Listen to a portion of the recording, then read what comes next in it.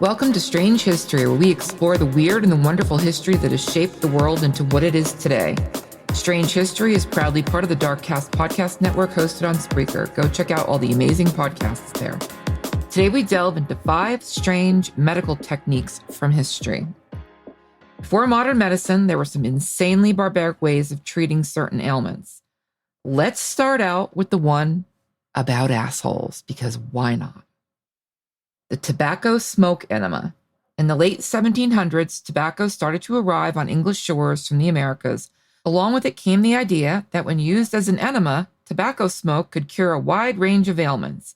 As the name suggests, a tobacco smoke enema involves literally blowing smoke up the patient's rectum. The so-called pipe smoker London medic would use this technique on those who fell into the River Thames and were near drowned. Tobacco smoke enemas were thought to both warm the patient from within and stimulate respiration. The Royal Human Society left resuscitation kits, including the equipment necessary to carry out tobacco enema, at certain points along the river. Could you imagine walking down the Thames? Nobody is around but one drunk buffoon. He slips into the murky depths, and there you have to decide. You pretend you didn't see the lush fall, or do you take one for the team we call humanity and blow smoke up his ass? I'm on the fence here, honestly. One particularly graphic description from 1746 is described in a paper published in The Lancet. A man's wife was pulled from the water, apparently dead, it says. Amid much conflicting advice, a passing sailor preferred his pipe and instructed the husband to insert the stem into the wife's rectum, cover the bowl with a piece of perforated paper, and blow hard. Miraculously, the woman revived. My guess is this couple had a very special relationship after this was over. Honey, get me dinner. The wife says she's tired, and the husband quickly reminds her of who blew up her ass to keep her alive. Anyway, word of their benefits quickly spread, and people were soon using tobacco smoke enemas to treat everything from headaches and abdominal cramps to thyroid and cholera. As people were using the tobacco enema to treat increasingly serious diseases, the danger to the medics also increased. Imagine that somebody who smoked a pipe was instantly considered a medic. For instance, if a practitioner were to accidentally breathe in rather than blow out, perhaps during a bout of tobacco-induced coughing, cholera flagellates could pass into their lungs and inflict them fatally. Thankfully, the introduction of bellows made the job slightly less hazardous. In the early 1800s, tobacco was shown to cause damage to the heart, and the tobacco enema fad thankfully began to decline. The next thing we're going to talk about is cutting teeth. Literally. In the old days, infant mortality was sky high, and much of the time the reason for death was wholly unknown. Children frequently died at 6 months to 2 years of age, which coincidentally was around the time their first teeth were coming through. The medical minds of the day thought this might not be a simple coincidence, so they concluded that the process of teething was also causing infant death. In England and Wales in 1839, for instance, over 5,000 deaths were attributed to teething. Even by 1910, the figure was still 1,600. So how do physicians combat the evils of teething? Unfortunately for those children involved, they developed a wide array of inventions, including bleeding, blistering, placing leeches on the gums, and in some cases, they even burned the back of baby's head. During the 16th century, French surgeon Ambroise Paré introduced gum lancing, and this became the preferred method.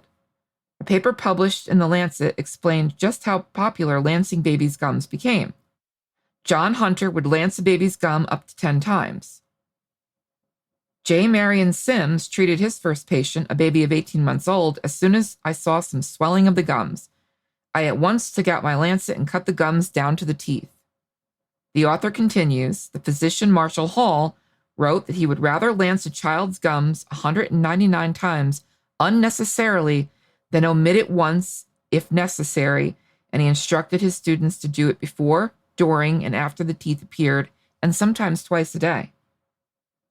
It is yet unknown how many children died from infections that likely developed following such procedures. Lancing petered out, but it did not disappear for a surprisingly long time. Even as late as 1938, a dentistry book offers instructions for gum lancing a teething child.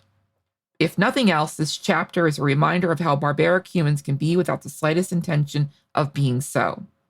With this being said, they do not do this anymore. That they say. Because when my son was teething very badly when he was a baby, his gums were very red and swollen, he was running fever after fever.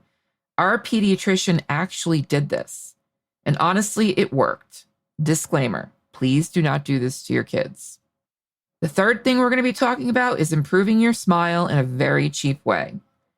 Today, urine has very few everyday uses, which is a shame considering its wide availability. In Roman times, however, it was a different story. Urine was such a popular commodity that people collected it from public urinals, and there was even a tax to pay for those who profited from the sale of this golden liquid. Many of urine's uses were non-medical, such as the production of gunpowder or to even soften leather. One less savory use for urine, however, was as a tooth whitener. The ammonia allegedly helps clear teeth of their stains. I imagine it would do nothing to reduce morning breath, though.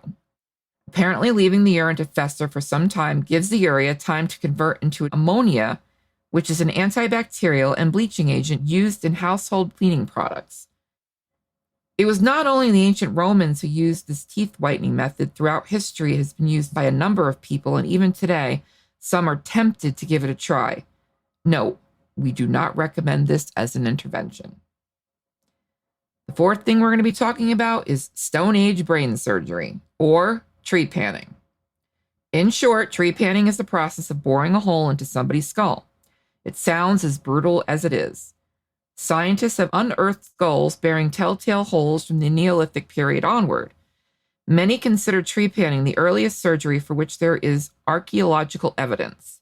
Trepanning was popular to an incredible 5 to 10% of all Neolithic skulls that scientists have so far dug up bear all the unmistakable marks of trepanning.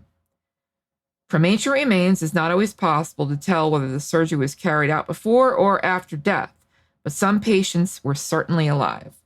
Against all odds, some ancient patients managed to survive the process. We know this because the skulls show evidence of healing that had occurred afterwards. Though most carried out on adult males, scientists have also found trepanning holes in the skulls of women and children. During Neolithic times, the practice was perhaps surprisingly widespread. From a period when a long-distance travel and the exchange of ideas was limited, experts have unearthed skulls bearing the marks of trepanning in Europe, Siberia, China, and the Americas. It was all the rage, apparently. Trepanning did not die out with the Stone Age. It carried on through the Classical period and even as far as the Renaissance.